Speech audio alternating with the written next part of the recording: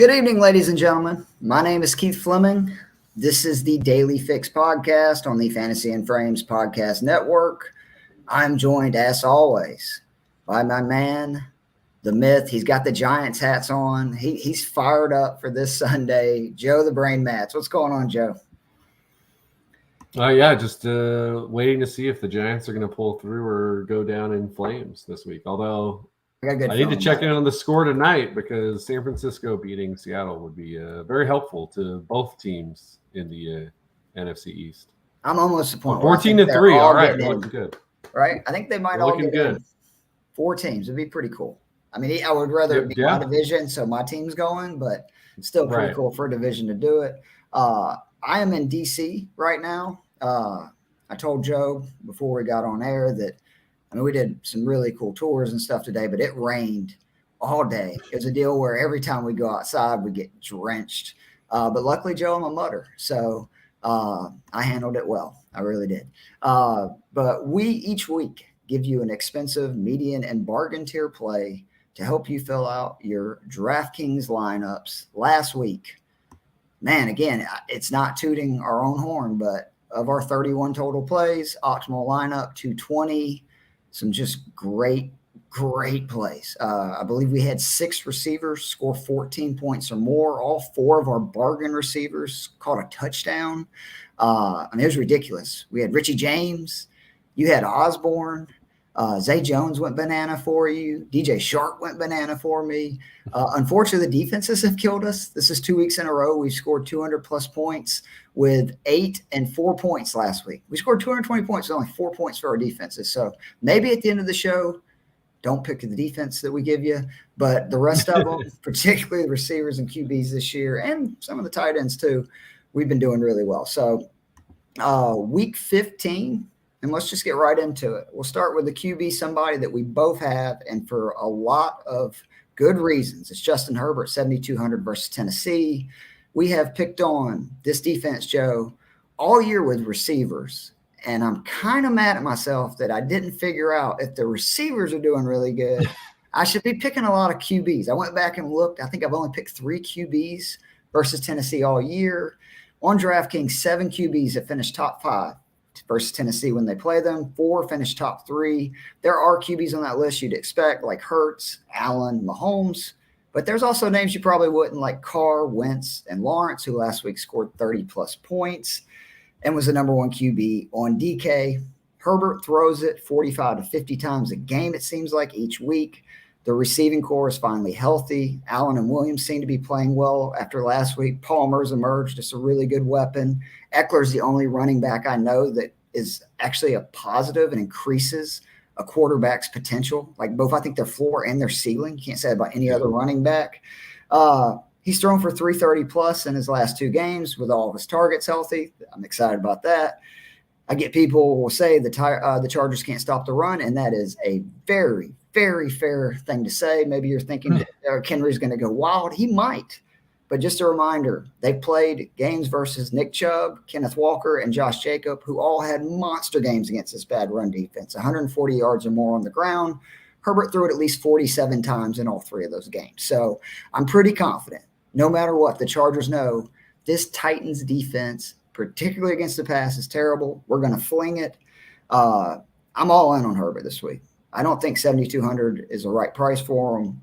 That's kind of the theme for me today with a lot of these picks. I don't get why they're at the price that they are. I like this pick so much. Spoiler, I'm punting on a medium pick. I'm only going with Herbert in my bargain in any lineup this week. I think it's that great. The Titans are a treasure trove, man. It's unbelievable.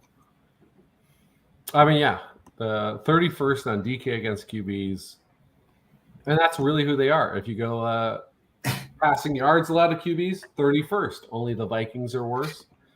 Passing touchdowns, 31st. Only Kansas City is worse. So this is a very consistent team. It's a bad team. Yeah, and this is an interesting game because we also know this is really a strength versus weakness on both sides, where you get Derrick Henry going on the other side against the Chargers defense that always struggles with the run. So a very interesting game. I guess hopefully they both have success. Hopefully the Titans are moving the ball with Henry. They're scoring points. keep Herbert throwing the ball. Because if he has to throw the ball, he's going to have success against this defense. Especially as he has to continuously prove that he is not the social media quarterback. One analyst famously said, if no one's analyst, I think everyone's heard that by now. So yeah, all in on him. Love that play. I do have a median quarterback. Yeah, let's do it. And that's Dak Prescott, 6,200 against the Jacksonville Jaguars. I will say, Dak hasn't always looked as sharp as you'd like if you're a Cowboys fan, potentially, but he has had a number of big games. Last 3 weeks, just kind of solid.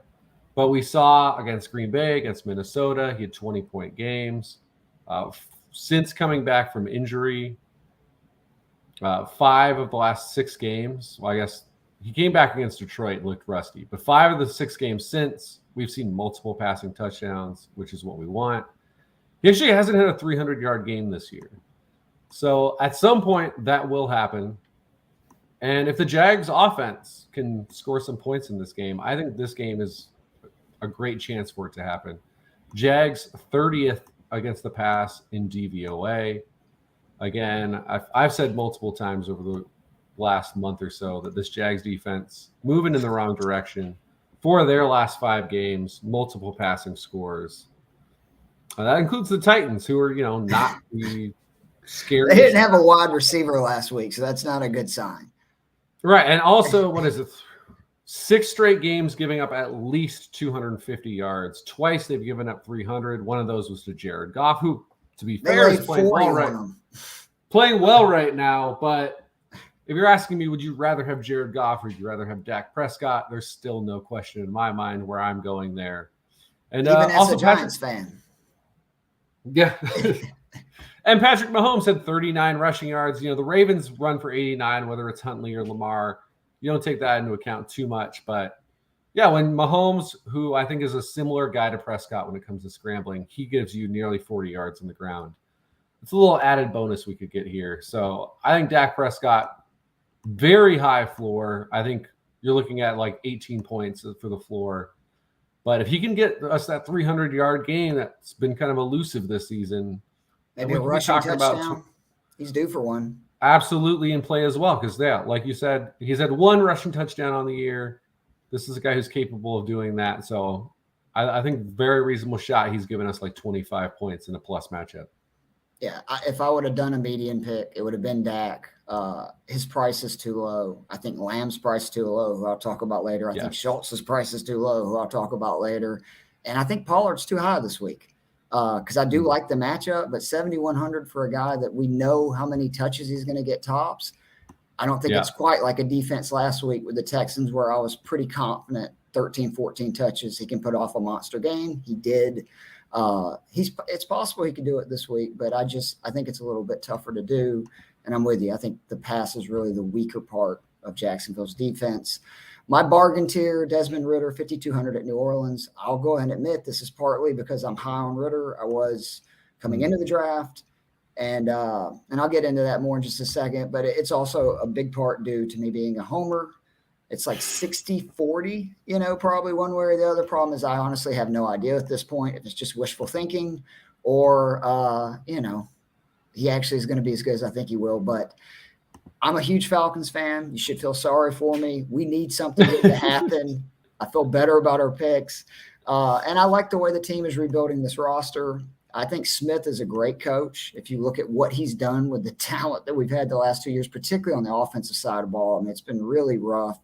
And I think this kid is going to really put a shot in the arm of this offense. The reason I was so high on him in college is he's got a couple of things that I really value in young QBs that, are on a cheap, he's on a cheap deal. So if it hits, it's the biggest thing in the world for the Falcons.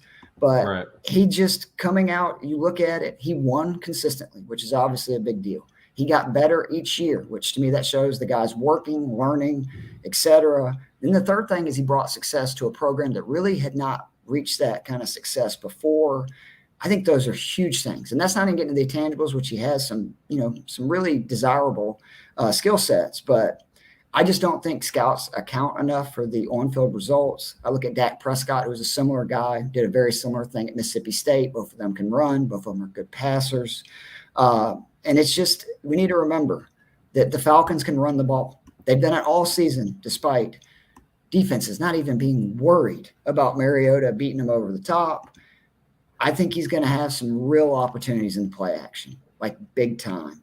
And I think he's going to hit the wide open receiver, which, again, as a Falcons fan, I can tell you Mariota has missed on all year.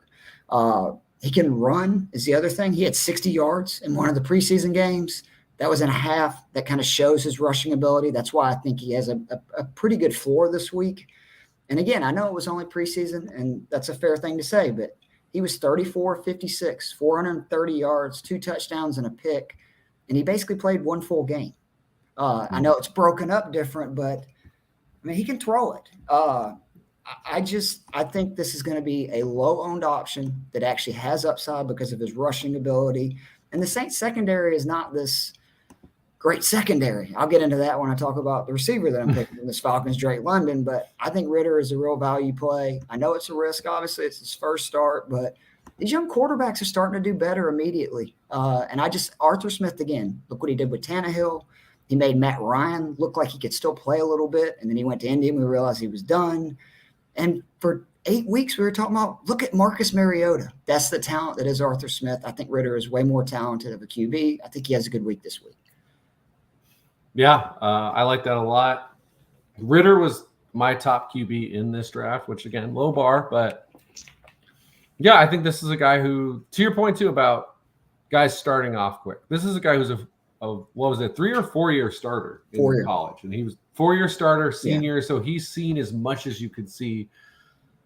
And, yeah, so I think he's going to be – he was probably, to my mind, the most pro-ready quarterback, even more so in this draft. So – yeah, I think plus having that bye week, there's a reasonable chance that he gets off to a strong start. And the fact that he has that rushing ability just raises that floor enough where it just gives you a little insurance. So I like that one. Can't wait to see the first 10, 12 plays, because Smith's another one of those guys like Shanahan, that they're really good at scheming up plays. And defenses have not seen all year a Falcons team that can beat you with the pass. I'm just really interested to see what they do.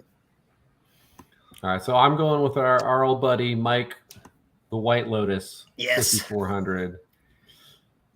Limited in practice so far with a rib injury, but everything sounds like he's going to play so far. He didn't want to lose his job. He's going to play. 2 of the 3 games he's played so far, 22 or more points. Obviously, last week, kind of a rough go, banged up. But he got murdered. You're playing the right. Yeah. You're playing the Buffalo Bills at Buffalo. Not a shock that you're going to struggle in that game. They weren't blocking well either. He played Chicago and Minnesota, 2 teams with not great pass defenses. He lights it up. Here comes Detroit, not a great pass defense. I like him to go off again. Detroit, 32nd on DK. I do think they are a little bit better than that in reality. I believe they're in the low 20s in DVOA. The one thing I don't like about this matchup is the Lions defense is currently on one of those on-off weeks where they have the week where they give up multiple passing touchdowns, and they have the week where they only give up 1. And this would be currently one of the off weeks for the opposing quarterback. Look at Jefferson's 2 games, to your point. If you believe in that kind of random stuff, then it's a little shaky. But, I mean, yeah, I think one of the keys for me is the New York Giants, Daniel Jones, 341 yards. Now, granted, he threw 44 passes because we were losing that whole game. But if the Giants, with their mash core of wide receivers, can scrape together 340 passing yards, then Mike White can do it with Garrett Wilson, hopefully Corey Davis, and Elijah Moore. And Tyler Conklin, who was also better than any tight end we were working, because Bellinger was still out in that game. So even worse tight ends than the wide receivers for the Giants in that game. Kirk Cousins also coming off of a 400-yard game against them. So, yeah, this is a defense that's going to give up points. I know on PFF they have their offensive line versus defensive line advantage rating. The Lions the Jets with the 5th biggest advantage for their offensive line in pass pro this week. And then, so that's not even accounting for the fact that we're just talking about the Sunday slate, which is only 10 games because we have a bunch of Saturday games this week. That's out of every single game. So, yeah, you got a defense that doesn't pressure well. Outside of Okudah, they're not really covering anybody. And you got good wide receivers. And Mike White's proven he can get it to them. So I think he's a good low play. Yeah, he's the more it's looking like he's going to play, I love this play. He's been good. I mean, it's 2 years that when he gets to start, he puts up points in fantasy, like regardless of the win-loss thing. All right, running backs. My expensive tier, this won't surprise anybody. It's been listed all season. There's a lot of good options in that 7,000 above range, but I've been trying to go lower, especially when there's a bargain. I have no idea why Miles Sanders is 6,500. It's literally the main reason I have him. He's 6,500 versus a Bears defense. They give up the most rushing yards in the league. Sanders has scored 30 or more points in 2 of his last 3, 5 touchdowns in those 3 games, 8 touchdowns over his last 7. The Bears are 29th on DK in points allowed to running backs. And the big thing is the Eagles have ran it down bad rushing defenses' throats this year. Like against teams that they can run it on, they will in games versus the Lions, Jags, Packers, and earmuffs Joe Matz, the Giants, 200-plus yards, all of those games. 15 rushing touchdowns in those 4 games. That's what the Eagles did against those 4 bad run defenses. Over 600 yards combined and 7 touchdowns just in the last 2 versus the Packers and the Giants. So that's been the last 3 weeks. I expect the Eagles to do the same thing here to Chicago.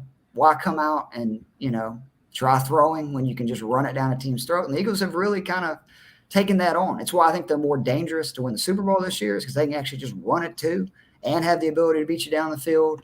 And what I really like about this is Fields. We know Fields is going to do enough to where they're going to have to keep scoring points. Fields will have a 70-yard touchdown run or whatever it is. He seems to do it all the time. He'll keep the Bears in it enough to where Sanders at 6,500 to me is a slam dunk. And I truly am trying to learn why, where they get the numbers. And this is like one of those weeks where I have no idea, because I can't fathom why Sanders would be 6,500 with this matchup. Yeah, I think that's all very fair points. Like I realized as you were talking that I don't have any Eagles this week after against my Giants taking multiple Eagles, which, as you mentioned, worked out well. Worked out very well. Yeah, you could have even done the Sanders Hurts combo, which was kind of the thing I was like, I don't know if you do that, but pick one of them. Yep. And yeah, that worked out great if you did both. Yep. So they're going to score at least 30 points against the Bears. Lock that in. So yeah, I love the Sanders play. I think you can kind of do whatever you want with the Eagles. Just pick the 2 or 3 guys that you feel best about and roll with it.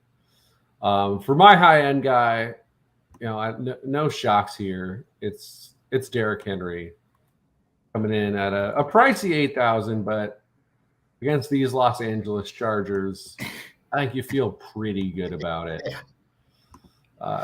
Derrick Henry, probably don't need to talk about him too much. Leads the league in carries, 2nd in rushing yards. Kind of a bounce back actually last week, because he'd gone 4 straight games without an 100-yard game after earlier in the year having 5 straight games with 100 yards rushing. But against the Jags, again, not a great defense, and also in a game where they were down. He didn't run in the second half. I was going to say he didn't run in the whole second half. All right, they were losing the whole game. He also lost 2 fumbles in the game, which never happens. Are the only 2 fumbles he's lost all season. And he scored 25.5 points. So you give this guy a defense that he can run on, and he'll do work no matter what the game script is. And that's what's coming up with the Chargers. We've talked about it before. They're giving up 5.5 yards a carry. This is unsurprisingly dead last in the NFL. On the PFF rankings, it's the 2nd biggest advantage for an offensive line versus a defensive line in the run game. Chargers 31st in rushing yards allowed. Only the Texans are worse. And we talk a lot about the Texans. You know how bad that is. Up until last week when they faced the Chargers, and or when they faced the Dolphins, and the Chargers had maybe their best defensive game in the entire year. Prior to that, 6 straight games giving up at least 125 on the ground to opposing backs. This is just a don't overthink it. It's Derrick Henry. It's the Chargers run defense. Go to town. I'm pretty sure like every stud back too that has played them has gone off. I know Chubb did. There's been several of the big guys. And I mean, again, Henry did all that and didn't even really get to run the ball in the second half last week. And you do, though. You're like the point I was making earlier, because he's thrown it 47 times in 3 games with guys running for 140. I actually like stacking maybe Henry with Herbert and Williams. You think that is too dangerous, or do you think that's a good play?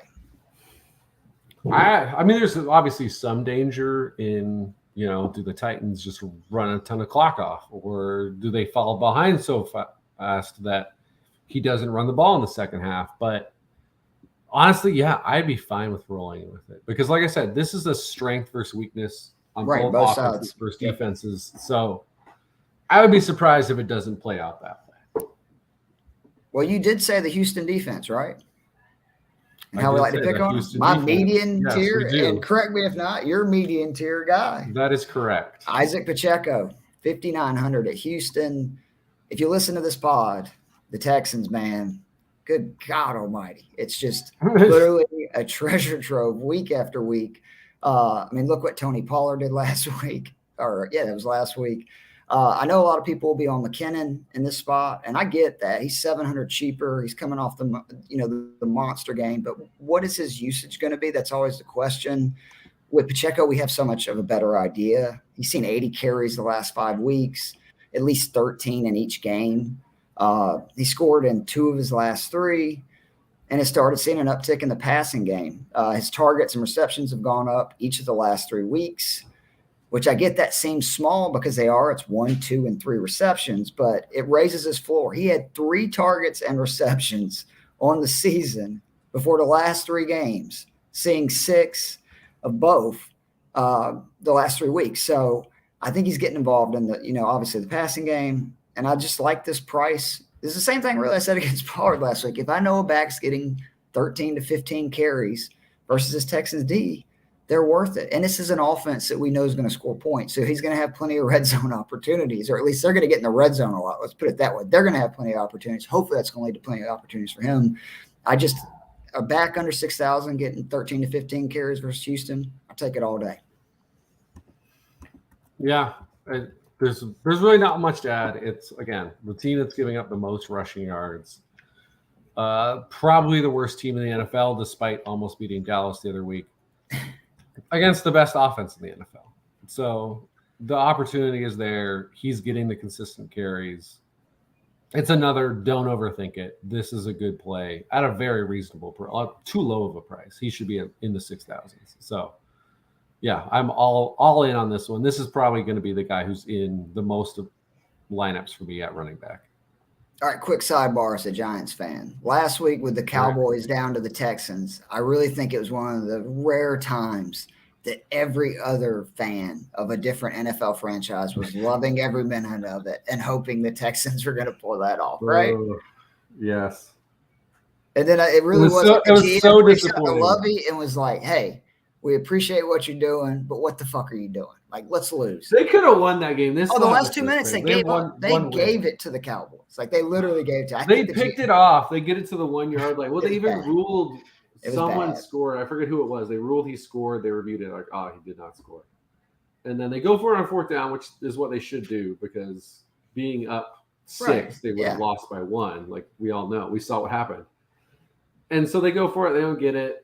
And yeah, I almost, when they picked it off, they didn't run it with Dameon Pierce, once. Was he already out at that point though?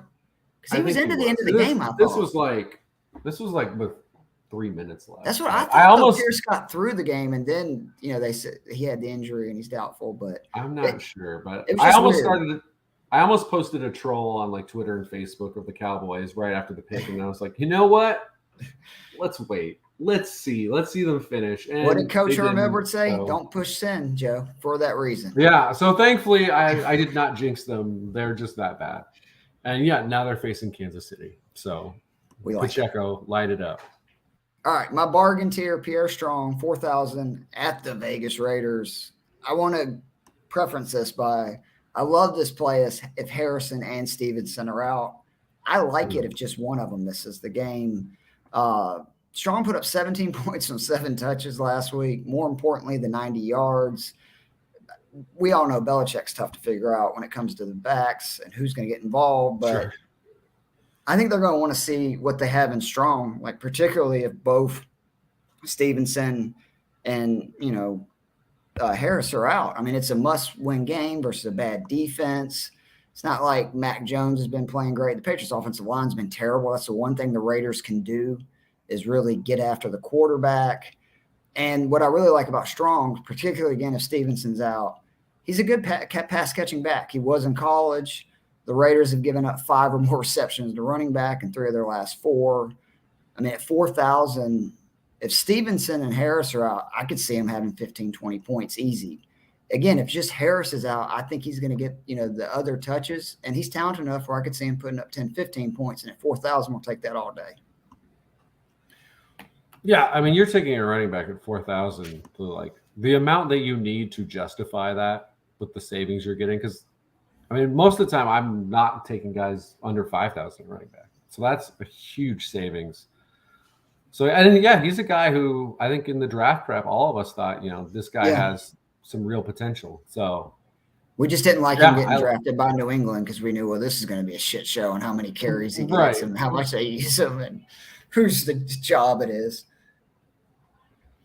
So, yeah, I like that play. I'm going with another kind of unheralded running back, and that's Zonovan Knight, where I almost had Latavius. I originally had Latavius Murray here. I still like him at 5,100 against the Cardinals. I like this pivot. But once I dug a little more into Zonovan Knight, and I was like, oh, shit, this guy might actually just be good. He hasn't played long enough to get, some really hard metrics on him because literally he's just played the last 3 games. But 87.5 PFF rushing grade so far. That's 6th among running backs with 40 or more carries. We go down to player profiler, check out his juke rate. Now, again, hasn't had enough carries to qualify, but it's 25%. So I just looked at the Saquon Barkley to compare. 22.2%. So his juke rate or forcing a missed tackle on runs, higher than Saquon so far this year. Breakaway run rate, Saquon, 6%. That's 17th in the NFL. 6.5% for Zonovan Knight so far.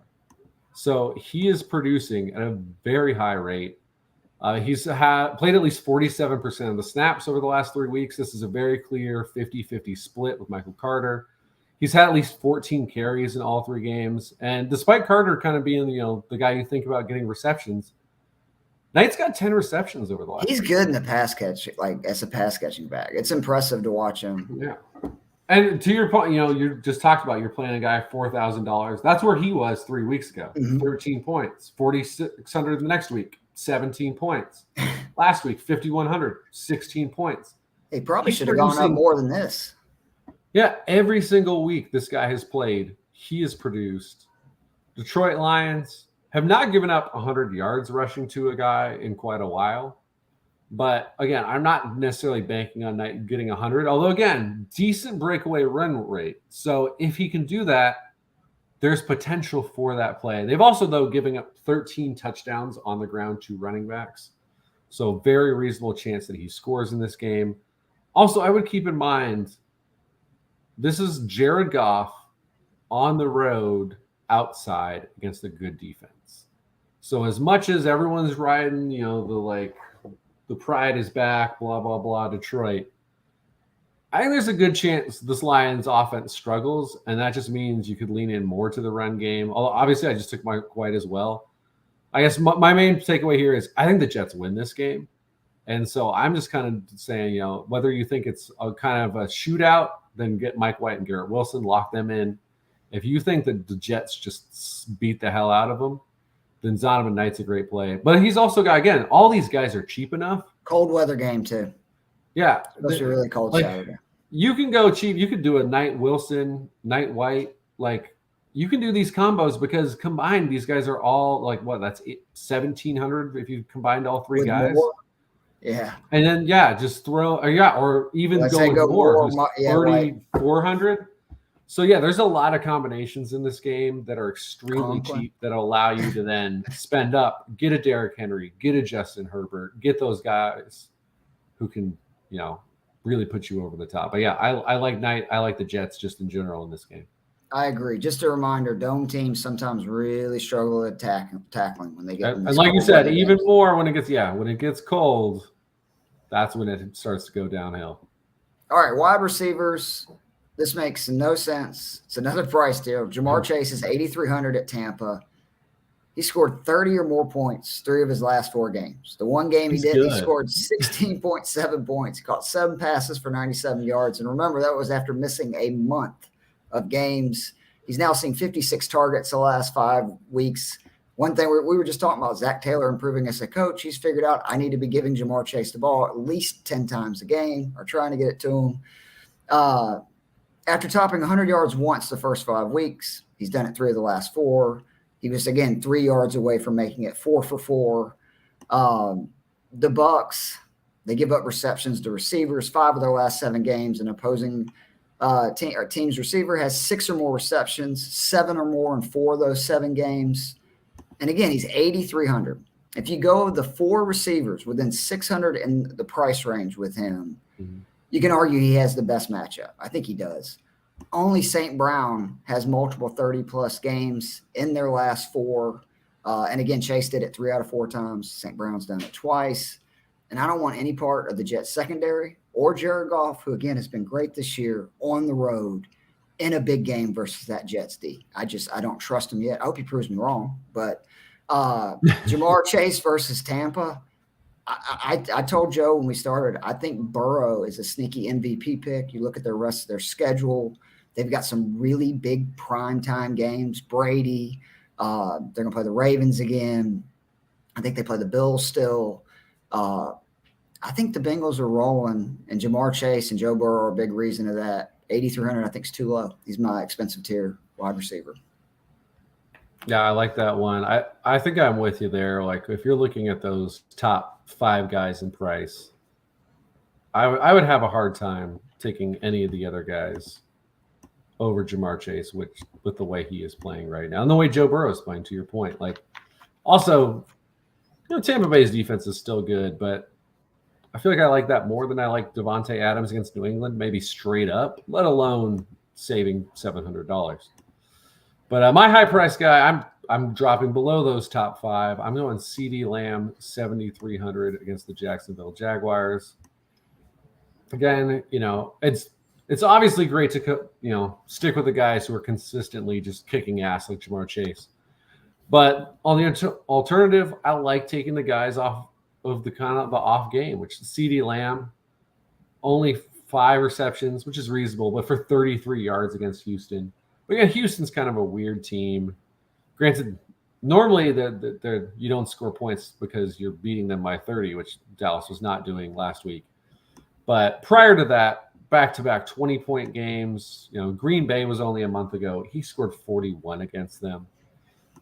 And I love the matchup against the Jacksonville Jaguars. Again, this is a defense that has just been falling apart over the second half of the season. Like, their offense is actually playing fairly well, especially with Trevor Lawrence. So the fact that they've, outside of last week, continued to lose games tells you about how this defense is playing. But what I really love, Lamb, 60% of the time, he's playing from the slot. Jags, 5th most points allowed from the slot. Trey Herndon, their slot cornerback, 92nd in coverage grade on PFF. So sign me up for some CeeDee Lamb this week. Yeah, he's my expensive flex, so I'll just go ahead and go over this here. I mean, you sound just like me. Since week 8, averaging 19.5 points per game, but they dropped him 200 because of his 8.5-point performance last week. Some of the receivers to score 15 or more points versus the Jags secondary: Curtis Samuel, Josh Palmer, Slayton, Jerry Jeudy, Kadarius Toney. Then look at him versus elite receivers. A.J. Brown, 5 for 95. Pittman Jr., 13 for 134. Devontae Adams, 10 for 146 and 2 touchdowns. St. Brown, 11 for 142, 2 touchdowns. Again, a lot of those guys line up predominantly in the slot. To Joe's point, after 5 touchdowns in his first 9 games, he's only had 1 in the last 4. I'm calling it now. He's going to find the end zone. I think he's going to surpass 100 yards. I love this play. I think it's ridiculous that he's 7,300. Like that, to me, it's a layup to lower a guy, again, who is averaging 19.5 points per game since week 8. A lot of people right, since Dak came back. To your point. So, I mean, this is just as easy as it gets. Take it. The only pick that's honestly easier is my median wide receiver, Mike Williams, 6,300 versus Tennessee. Everything I said about Herbert above, it applies here for Williams. Right. His price is too low. This is a juicy matchup.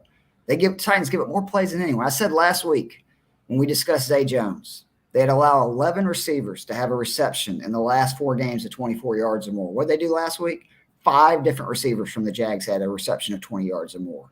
All they do is give up chunk plays. Williams last week, 116 yards on 6 targets. He's the Chargers' big play receiver. If you take away the game versus the Chiefs, which remember he re-aggravated his injury early after just 1 target, and then his matchup versus Denver, which I'm not going to knock anybody for having a bad game versus the Denver Broncos secondary. He scored 20 or more in the other 4 games in that time, 5 of his last 6. Herbert and Williams are going to be in basically every lineup. It's ridiculous that you can get this combo versus the Titans for $13,500. I'm hoping people are going to think it's going to be so high owned. They don't do it. I am. I love Mike Williams, 6,300. Median tier wide receiver. Yeah, I was glad you took him because I was kind of going back and forth on some guys. I was like, oh, cool, you took Mike Williams. I don't have to say anything about him besides, again, we're all in on Justin. We're just shaking our heads, yeah. We're all in. The only question you have is who to pair Justin Herbert with because that's the hard part is figuring out which one of those guys goes off. But the fact that Williams is cheaper than Keenan Allen, it's a reasonable point to take him just for that. He's the big play guy too. So it's, and as we mentioned, the Diami Brown play. Right. Titans not great on the deep balls. So yeah, love the Mike Williams one. I'm going with friend of the pod, Garrett Wilson. Like yet again, what is this? Like 3 straight weeks or something? 6,000. I think we've had him 5 weeks in a row between one of us. That might be right. And the only game he missed where he didn't give us the double-digit points was New England, which, again, it's a great defense. Second time they saw him. Also the game that got Zach Wilson benched. Since Mike White has come onto the scene, Garrett Wilson over 3 games, averaging 22.5 points. 2 of the 3 games over 25. Last week was the bad game where he caught 6. He had 6 receptions, 78 yards, 13.8 points. So if the bad game against a really good defense is 13.8, awesome. Because the Lions are not a really good defense. Again, they have one reasonable corner in Jeff Okudah. But one of my favorite things about Garrett Wilson is you go red zone targets. He has 16 on the season. That is 8th among wide receivers. He has 4 touchdowns. So he has 16 red zone targets, and this is also a guy who's capable of big plays. And he has 4 touchdowns, which means the touchdowns are coming. So if you're telling me the guy who's averaging 22.5 points, and one of those games was a 2-touchdown game where he came 5 yards short of giving us the 100-yard bonus. And then next week against Minnesota, doesn't score a touchdown, scores 27 points because single-handedly brought him back in that game. He was incredible in that game. So, again, plus matchup, guy who's going off as long as Mike White's out there. I'm going to probably keep playing him until he's hitting 7,000 the way he's going. So, yeah, just sign me up every week, Garrett Wilson. Again, the pricing, it's weird this week. My bargain tier, obviously, if I'm going to go with Ritter, which I do like him this week, I got to have a receiver. So, with Kyle Pitts done for the season, Drake London, 4,700 in New Orleans, I think it's your time. He's free. He doesn't have to catch passes from Marcus Mariota anymore. That makes me very happy. And I think he gets peppered in an offense that's going to throw more and, more importantly, throw effectively. and London already has 6 games this year with 4 more receptions. He's averaging 20 points per game in the 2 games that he's seen double-digit targets. I think that's kind of around where his number is this week. I think he's going to get 7 to 10 targets. I think they're going to want to get him the ball. He is, without a doubt, their best playmaker in the passing game, again, because Pitts is out. I wish we could see Pitts right now. He's only seen 7 or more targets 6 times this season, which, again, just shows how little the Falcons have been throwing the ball. And I think that's his floor. I think he gets at least 7 targets. And the Saints are not great or really that good of a secondary. The last 6 QBs they face, Brady, Jimmy G, the combo of Stafford, Perkins, Pickett, Lamar, and Carr, all teams that are struggling throwing the ball consistently this year.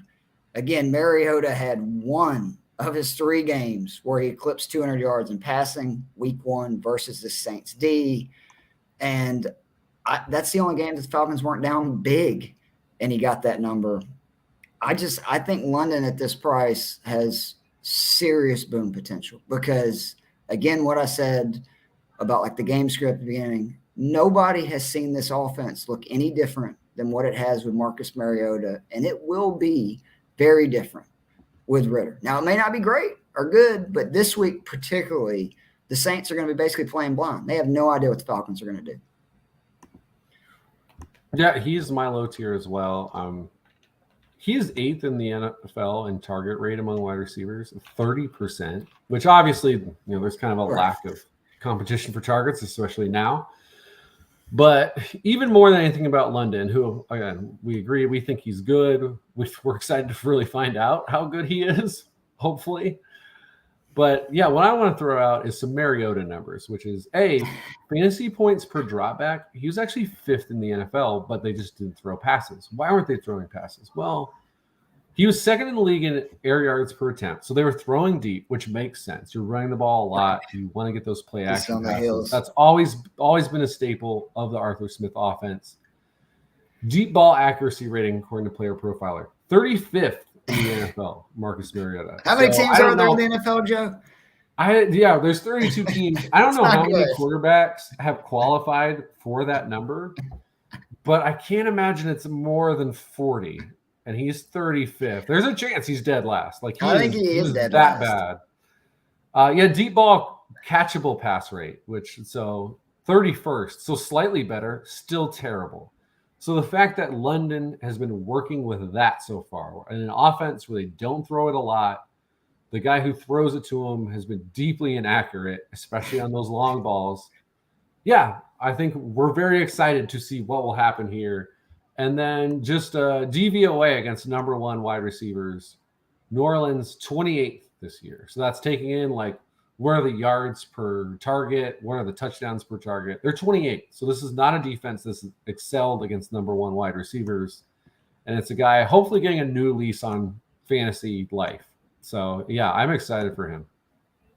Jorge is asking right now thoughts on – actually, first, let's get this out of the way, Joe. He says Giants versus Commanders. It's on, Joe. The game that was so exciting, it ended in a tie last time. It turned into a soccer match. I think whoever wins this game should get 2 wins, right? They should just say it's a continuation. It's an all-in deal. I like it. Yeah, all in. And then thoughts on London versus Olave at cost. I do like Olave this week. I would like him better without Andy Dalton as quarterback. He had I think it was his best game of the year with Winston. I know he had a big game versus the Falcons. First time with Winston. They've priced a lot. Well, it was actually that was week 1, so he only ended up getting 41 yards. So that was first game ever, Chris Olave. Was it second week then? Then he followed it up with 7 straight double-digit games on DK. He's actually had only 1 game where he didn't get 10 points on DK since week 1. Because he's in the mid-6,000s, right? He is exactly at the midpoint. He is 6,500. He was kind of the guy who just got left out when I went through my wide receivers and did the mid-tier, high-tier, wide receiver and at flex. He was probably kind of the next guy in that range for me. So I do like him. Kamara kills us is what scares me. For any Saints receiver is he always just usually murders the Falcons. Yeah, There are just other guys in that price range I liked a little bit more. And then, straight up, I would play Olave over for sure. London. Yeah. But in DK, when I'm saving the 1,800, yeah, I think my lean would be towards London. And the other thing is, we've seen what Olave, Wilson, again, these receivers, we talked about this last week, are having so much more of an impact immediately. He's chomping at the bit to have throw the ball to me 10 times. Because again, both games he saw 10 plus targets, scored 20 or more points. We both like London. All right, the tight ends, which is where I think you can really save money this week. I'm going to give you an expensive tier, but I honestly like the median and bargain better. We share him, right, Schultz? Yes, we do share Schultz. So he's 4,400 versus Jacksonville, double figures in 4 of his last 6, averaging just under 7 targets per game since returning from injury, which that was the same week Dak came back, right? I think it was. What week was it? He's I don't know. I just wrote down that I think he came back on returning from injury. Oh yeah, Detroit. It was Detroit. That is the same week. Yeah. Okay. So versus this D, a tight end has 40 yards or more in 6 of 7 games versus Jacksonville. Having said all that, if Waller's cleared and you're going to spend $4,000 or more, I would pivot to him. He's $300 cheaper. His ceiling is much higher than Schultz's because, let's be honest, they've been looking for somebody to throw to other than Devontae Adams for about 6 weeks now. But I do like Schultz a lot this week. I expect the Cowboys passing attack, to your point with Dak earlier, it's both having CeeDee Lamb, to do really well. The last 3 good to great QBs the Jags have faced: Goff, Carr, Mahomes, all through multiple passing touchdowns. Mahomes and Goff both went over 300 yards. You can really throw in Jacksonville. And Schultz is the number 2 target in the offense. Yeah, you and I, and again, especially you, were really high on Schultz coming into the season. I bet we had him as the 4th tight end or something in the. I think I told you maybe the changing. Might have been 3rd. I was going to say, I know obviously we had Kelsey Andrews. I had him above Waller and Kittle, so he was 3rd. No, I had Pitts 3rd. I'm sorry. Right? Yeah, because I would have had Andrews. Oh yeah. So R.I.P. Pitts. Yeah. Yeah, Dalton Schultz though was the guy we were really high on. And obviously a rough start to the season, in part because he was injured, in part because Dak was injured. But yeah, you look since they've been back, it's been, there's been a couple not awesome weeks, but no, just for tight ends this year, they're not bad though. Right. Scoring 5 is not the end of the world for a tight end. But for the last 6 weeks, it's been 10 points. And if you go back the week before, he hit 9.9 in that first week back for him and Dak. So there's been some consistent production. And then, you just go to the Jaguars defense. 3 of the last 4 weeks, they've given up over 100 yards to opposing tight ends. Now, 2 of those were Travis Kelce and Mark Andrews. But last week, it was our guy, Okongwu, right? Am I saying his name right? Mm-hmm. Yeah, who scored a touchdown immediately. 2-point conversion. He didn't get all of this, but combined Titans tight ends, 11 receptions, 113 yards, a touchdown. So again, they had 3 tight ends with 40 yards or more. Yeah, not the most dynamic, passing offense.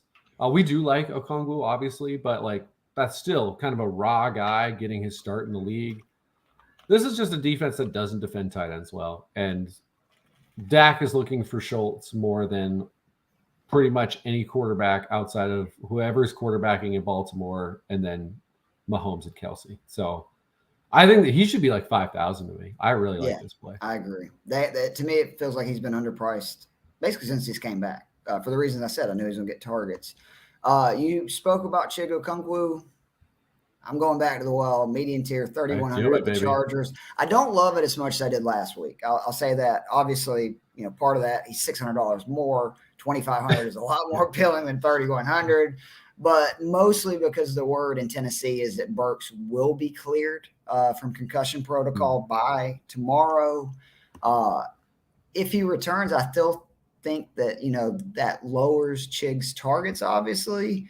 I still think he can do damage. It's just his ceiling, I don't really think is as high because obviously they're going to try to get Burks involved. He's seen 5 or more targets in 3 straight, double-figure points in the last 2. 40 yards or more in 4 of the last 6. So this really is not something that's just happened the last couple of weeks. He's now been for, almost 2 months being kind of a part of their offense. I just think, he scored 5 points or more in 5 of his last 6. What we were just talking about, for Schultz, tight end at 3,100 will take 5 points. I mean, it's not what we want, but it's not going to kill you at that price. And then the matchup is not as juicy as the DK ranking. I think you were getting into that. I think they're a top 20 defense if you take away the 2 Kelce games because he kind of hurt them twice. But I could see, 3 touchdowns is going to hurt you at the tight end position, but I could see the talented rookie having a similar line, the AFC rookie, and a guy I think you have this week, Greg. How do you say it? Greg, the Broncos? What's his last name? I believe it's Dulcich, but there's a chance I'm wrong. All right. Well, I'm a country bumpkin. I struggle with names, but Dulcich. He had 5 targets, 40-plus yards, and a score. I think that's about what Okungwu would do. Again, if Burks is out, boom this play. Because just like last week, they're going to have to find people to throw it to. He's probably the most talented guy they got out there. Burks is not there. But even if not, I do like him at that price at 3,100.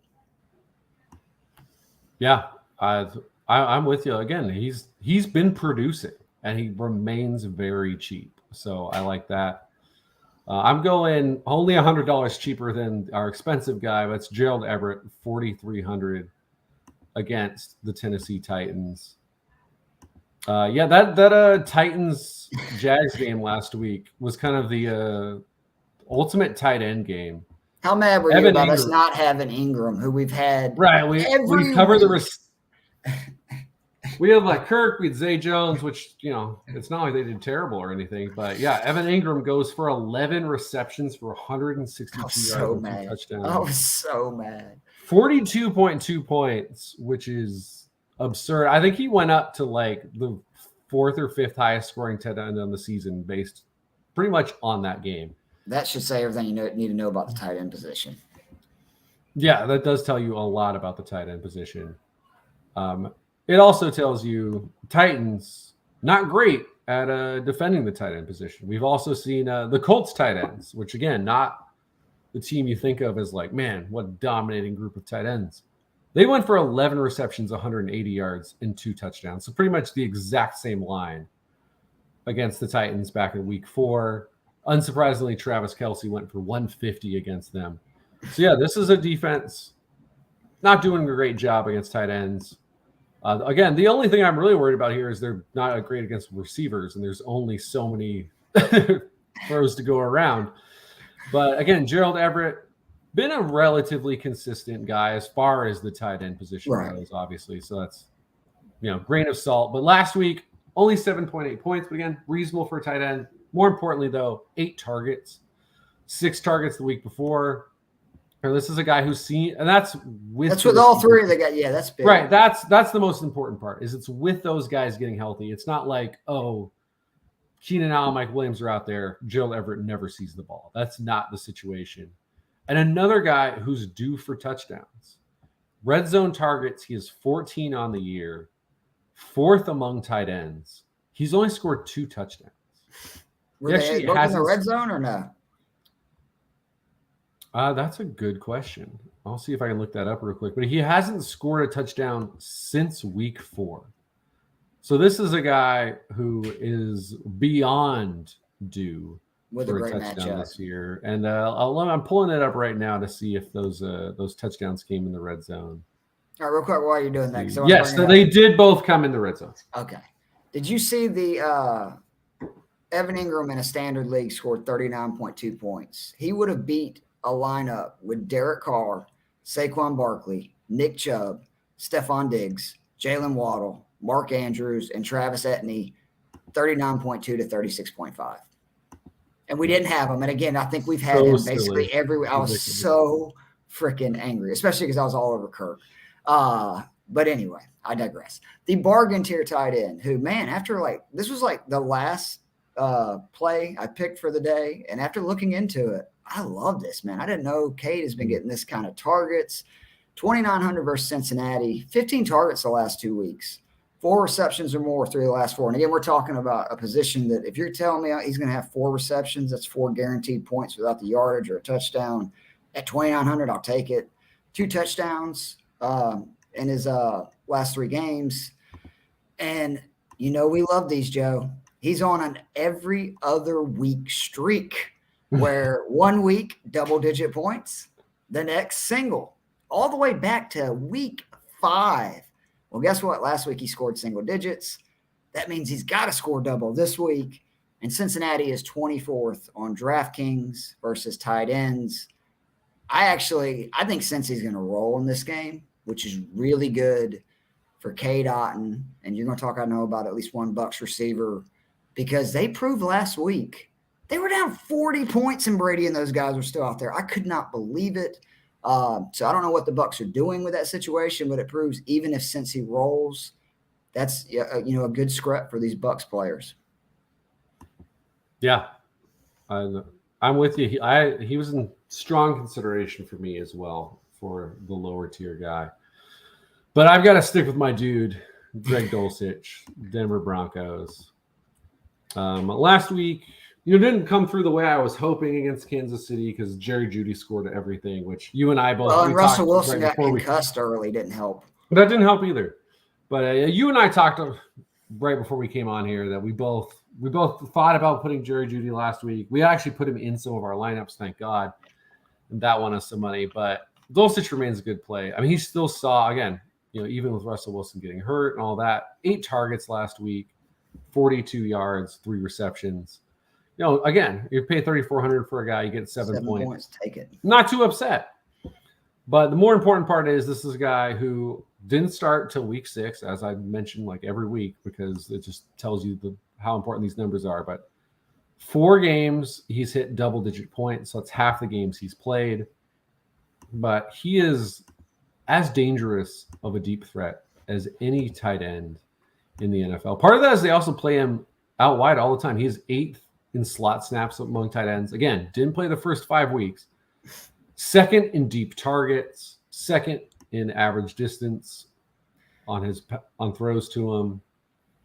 And another guy, only the 1 touchdown, which feels a little fluky, but also on those deep targets, he has caught them down with 10, 15-plus yard catches since week 6. The guys who have more are Travis Kelce and George Kittle, and he's tied with Mark Andrews on the 10 there. So that's the company he is keeping. Also, a little tidbit from PFF, averaging 1.66 yards per route run against zone defenses. Again, you're a guy who kind of stretches you down the seam and zones, compared to 0.79 against man. So averaging more than double the yards per route against zone defenses versus man. Arizona Cardinals, 4th highest rate of zone coverage in the NFL. And it's not like they need help to be terrible against tight ends. This is the dead last against tight ends. Only one team gives up more targets to tight ends. That was the aforementioned Tennessee Titans. Otherwise, dead last in receptions allowed, dead last in yards allowed, dead last in touchdowns allowed. This Arizona Cardinals defense is the defense you focus on every week. You find the tight end that is playing against them, and you put them in at least one of your lineups, if not just all of them, because that's a reasonable thing to do. So, yeah, all in on Dulcich against the Cardinals defense that has no ability to cover tight ends. Yeah, I really like that case. He was not somebody I was really considering this week, despite Arizona being so bad, but he'll be in some lineups. Let's put it that way. All right, moving on to flex. I already went over my guy, CeeDee Lamb, expensive tier. Who's yours, Joe? I am covering our bases with the Chargers.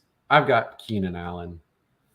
Again, Titans, let's just not to belabor the point. They're terrible. Like, they can't stop the pass. The Jags proved it last week. Most fantasy points allowed to receivers, most on the perimeter. 18 touchdowns allowed to wide receivers, which, that's quite bad. And Keenan Allen remains very good. 4 straight games since he came back from injury, giving us at least 13 points. And that week he was priced at 5,400 against Kansas City for some reason. So actually 13 points at 5,400 was a good game. Mm-hmm. But the last 2 weeks, 28 targets, 14 back-to-back weeks. And yet it hasn't actually given us the 100-yard bonus since coming back. He has hit 88 touchdown, yards. Right? Yeah, he did catch a touchdown against Vegas and Arizona. But yeah, 3 of the 4 weeks since he's come back, he has hit 88 yards and he has not hit 100. So like that 100 he hit exactly 88 3 times? No, he hit 88, 80, I got you. Right. And 94. So he has been basically just one catch or one broken tackle away from giving us that bonus. You're telling me the Chargers offensive coordinator doesn't own Keenan Allen in fantasy leagues? Yeah, well, Joe Lombardi is a whole thing. Let's not get into it. I'm very angry with Staley, a guy I championed last year, for losing his aggressiveness on 4th downs, and also the fact that Shane Steichen, the Eagles offensive coordinator, was the Chargers offensive coordinator Justin Herbert's rookie year. And he let him go and decided to hire Joe Lombardi, who's never seen a 7-yard route that he doesn't love. God forbid you throw downfield with Justin Herbert. But that works out for Keenan Allen because he'll vacuum up those targets. Right, yeah. So, again, the whole thing with the Chargers, figure out who you're partnering with Herbert. Mm-hmm. And even, again, do 2 of them. Do both receivers. Do one of them in Everett. Do one of them in Eckler. Allen and Williams aren't outrageous. No, both these guys are under 7,000. Again, Keenan Allen has seen 28 targets the last 2 weeks, and he's at 6,800. Did he score 20 points last week with all the receptions he had on DraftKings? He did. He is back-to-back. They both had 20-point games last week, to our point. And that's in a game where they scored 23 points as an offense. Right.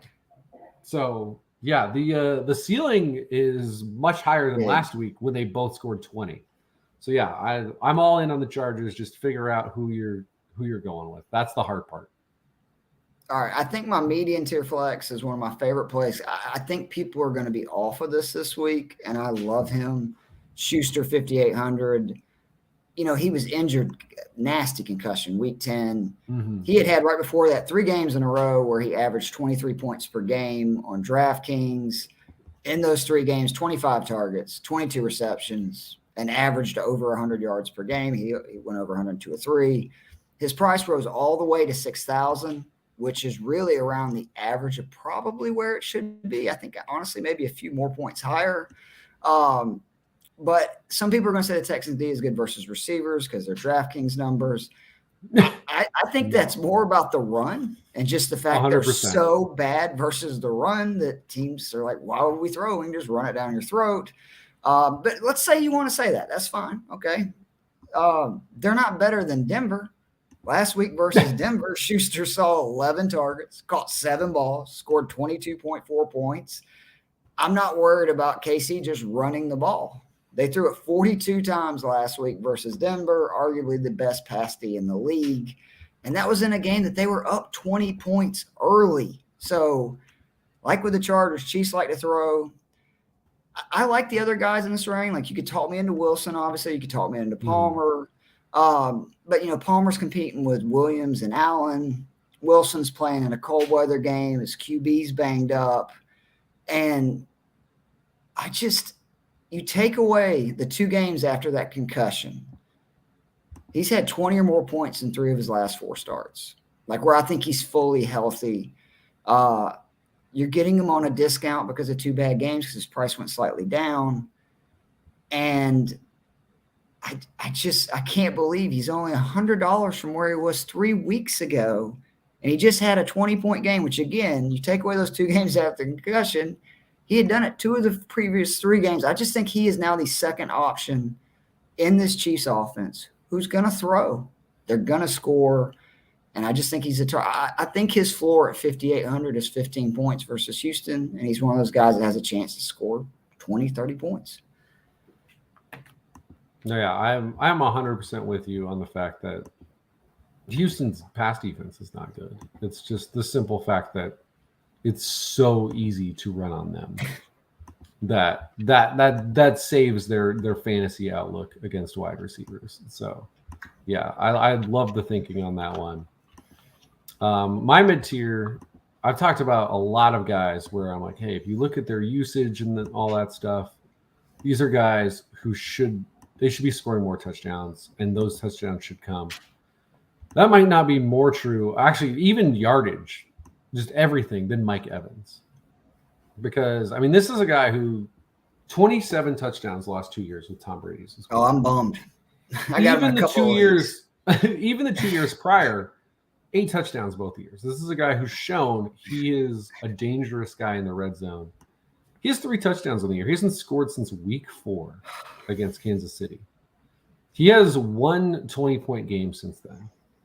But you look at his targets, Carolina, he had 15 targets. Baltimore, 11. Rams, 11. 6 Seattle, 9 Cleveland. 4 against New Orleans. That's the kind of the one outlier low target game. 9 against San Francisco last week.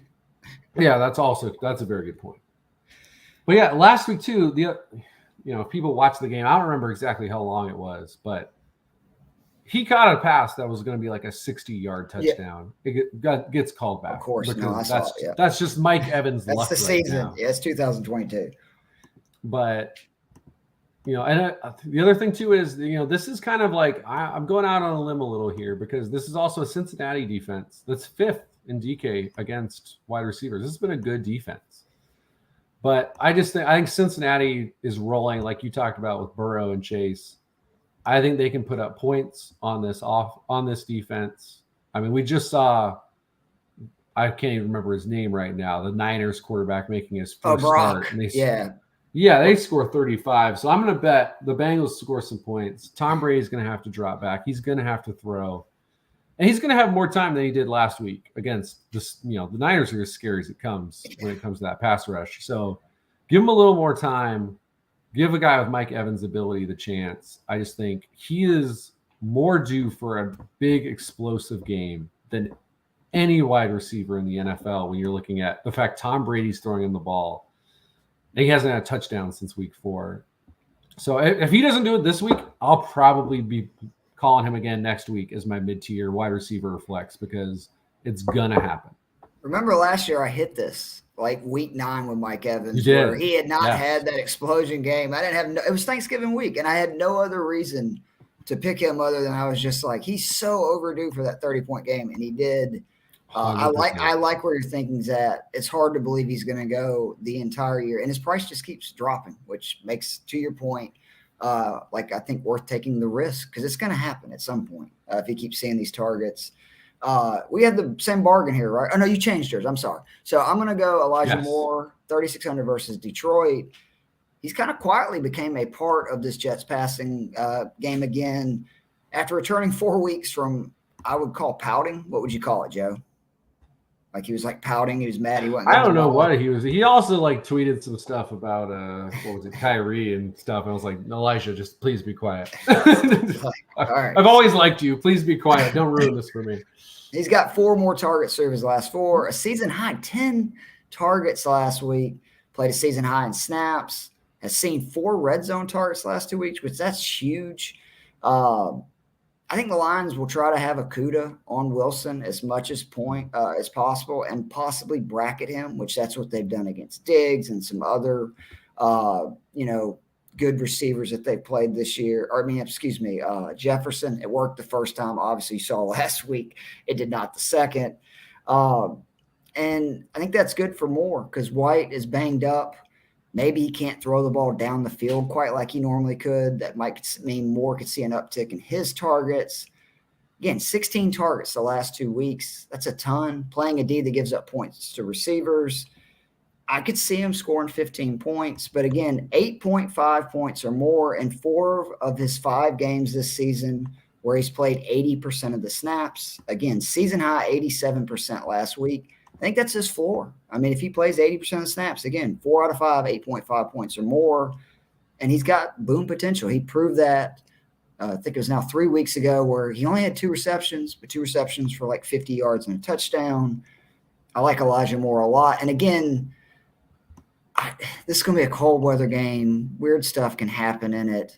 I like that sometimes more for the slot receivers. It seems like Cole Beasley would always have the big games in some of these type matchups. I just think he's too low at 3,600. It's another real price deal for what he's seen. 16 targets last 2 weeks, and that's been with Mike White.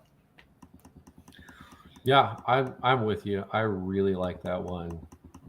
I think, again, I really like the Jets plays this week. I just think you look at the prices there. There's a lot of value to be had. I'm sticking with Moore, but I'm going with a different one, and that's Chris Moore up against Kansas City. This is just kind of the opportunity play. Kansas City gives up a ton of points to opposing wide receivers. They're dead last on DK.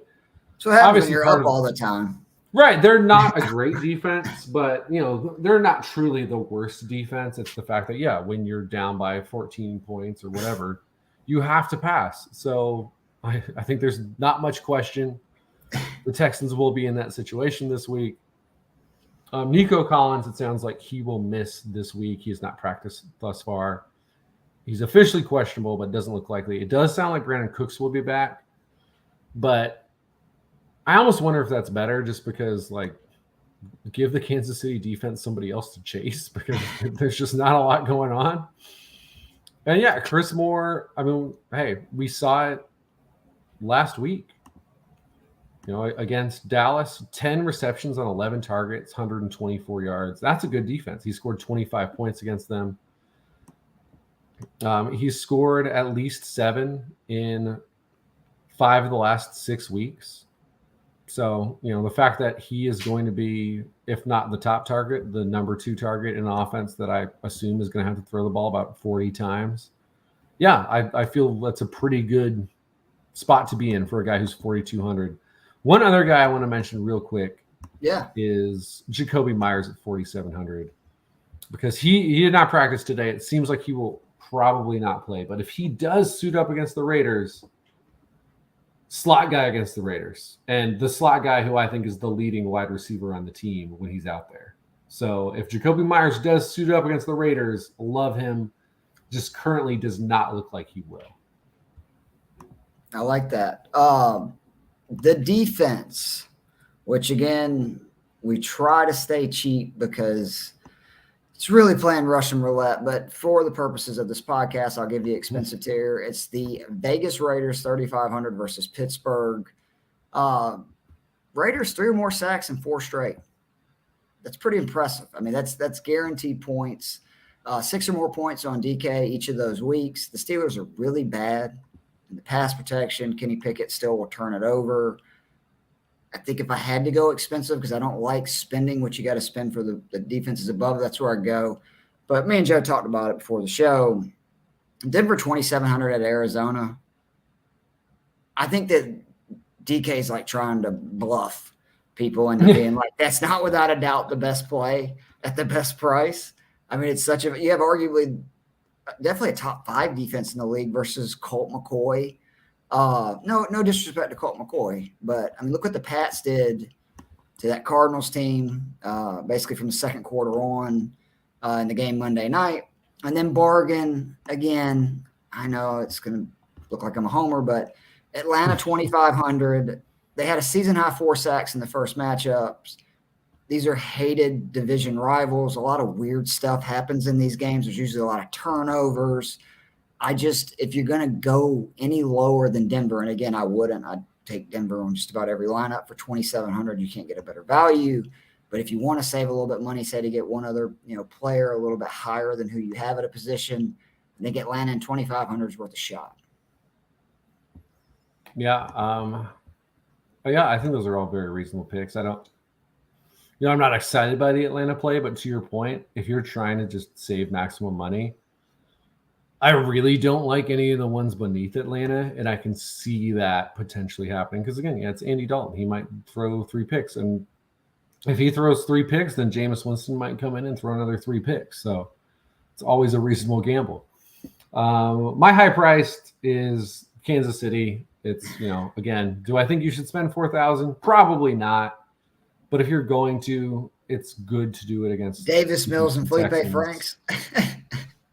Yeah, now obviously the Eagles would be it if Fields wasn't out there, but Fields is such a big question mark that I'm like, I'm not spending a bunch of money to have Justin Fields run and pass for 200 yards a piece against me. Too many weeks of him doing it to no. I don't want any part of that.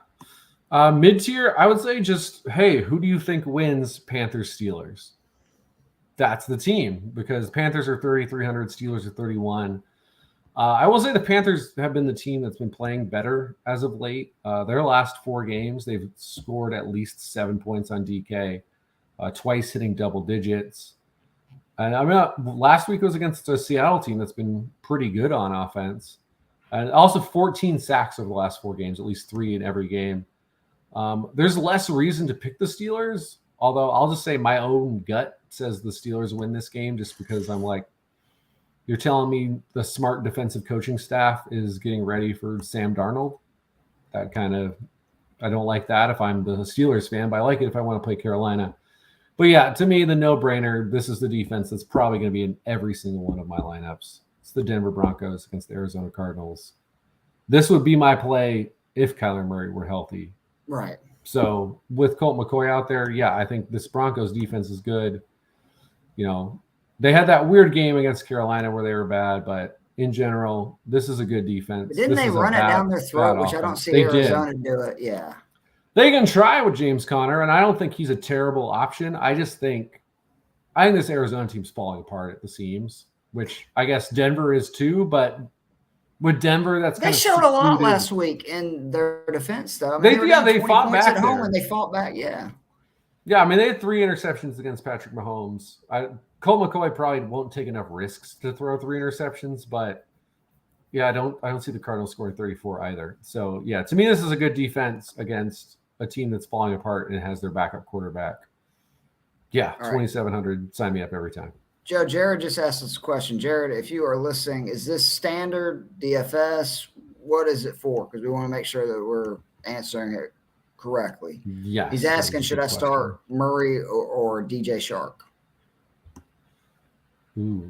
Oh, and by the way, I'm an idiot. I said the Raiders are playing the Steelers. They're playing the Pats and Mac Jones, and that's actually the offensive line that's been really bad this year. That's why I like the Raiders this week. I was shocked the Patriots won that game last week. I really like the Raiders this week. I think that they had a letdown game, obviously, last time they played. I think the Pats got away with one. The Pats are, again, to Joe's point, the Cardinals are terrible. Okay, so he has not responded. So I'm going to go that I'm assuming this is like a standard or PPR league, and we'll do both. I would go Latavius Murray, right? Because you like the matchup. The Jets secondary is really good.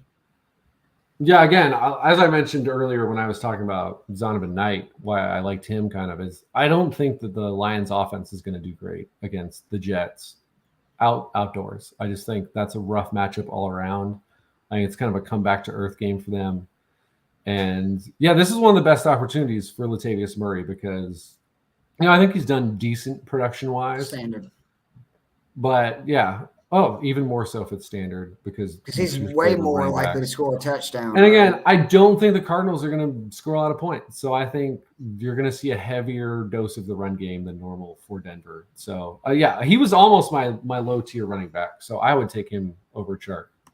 I like Shark a lot. Sure. Obviously, I had him. Last week he had a great game on this show for the DFS.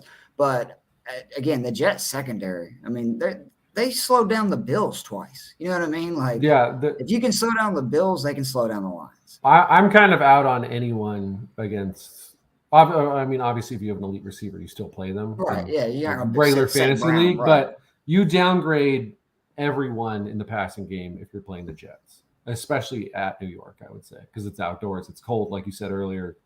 And the bad thing is that Sauce has not been traveling. So if they put St. Brown in the slot, that means, unfortunately for Shark, I think he's going to be. That's also a very good point. So that's not what we want. No. So that is the end of the Week 15 Daily Fix plays. We will obviously get those up on Twitter.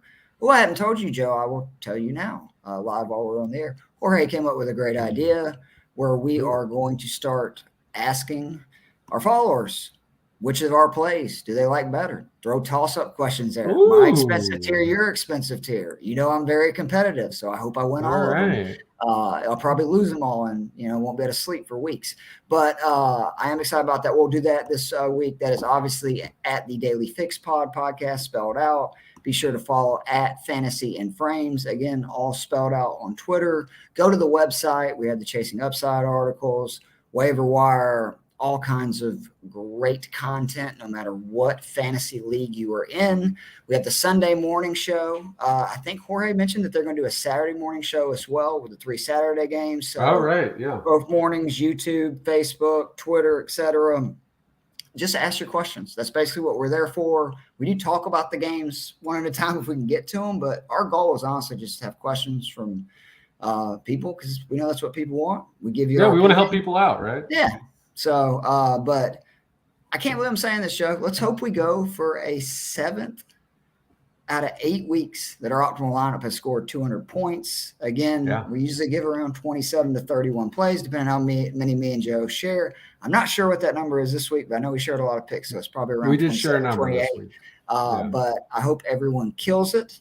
But for Keith Fleming, my man Joe the Brain Matz. Joe, real quickly before we go, do you want to make any kind of wager or prediction to Jorge for Sunday? Ooh.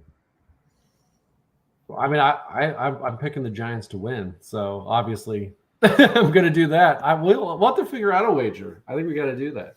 I like that. Well, I'll work on that. I'm going to have to hit him up and figure that out. We can figure it out. I'm going to be with him tomorrow night in D.C. I'm meeting him in person. Oh, so yeah. That's right. You can mediate. You mediate our deal here. People who know you better not be. I love. You better not be bringing them good luck by being in DC right now. I'm gonna hold that. Joe, I'm a Falcons fan. I'm not bringing good luck to anybody. That's true. I like that. All right, you're in the perfect spot there, Keith. Just live there for a couple more days. All right, for week 15 of the Daily Fix podcast, Keith Fleming live from Washington D.C. Look at me going on the road this year. Joe the Brain Matz. I hope you guys absolutely kill it. Make sure I get the exit music right this week. We'll see you guys soon.